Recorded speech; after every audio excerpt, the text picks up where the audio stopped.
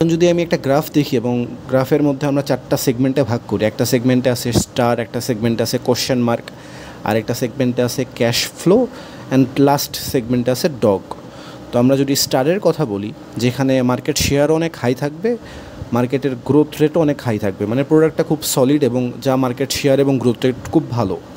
আমি যদি কোশ্চেন মার্কের কথা বিবেচনা করি, যেখানে মার্কেট গ্রোথ অনেক হাই থাকবে কিন্তু মার্কেট শেয়ার অনেক লো থাকবে, যার কারণে আমরা বুঝতে পারবো না যে এদের বিহেভিয়ারটা ইন ফিউচারে কম্পিটিটিভ অ্যাডভান্টেজ ক্রিয়েট করবে কি না, এরা স্টার প্রোডাক্টের দিকে যাবে কি না, এটা আমাদেরকে আইডেন্টিফাই করতে হবে।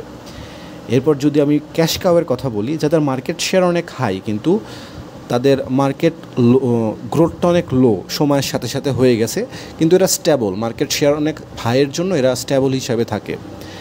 এরপর যদি আমি বলি ডগ, যেটার মার্কেট শেয়ারও অনেক কম, মার্কেট গ্রোথও অনেক কম। একটা সময় অনেক আগে হয়তো টেকনোলজিক্যাল ব্যাপারে এরা অনেক আপডেট ছিল, কিন্তু সময়ের বিবর্তনে ডিজাইনের অনেক চেঞ্জের জন্য মানুষজনের এই প্রোডাক্টের ডিমান্ড এবং ওয়ান্ট কমে গেছে, যার কারণে এই প্রোডাক্টটা এখন মার্কেট সেগমেন্টে খুব লো প্রফিটেবল হিসাবে গণ্য হয়েছে। এখানে যদি কোনো ইনভেস্ট করা হয় সেটা লসই হবে।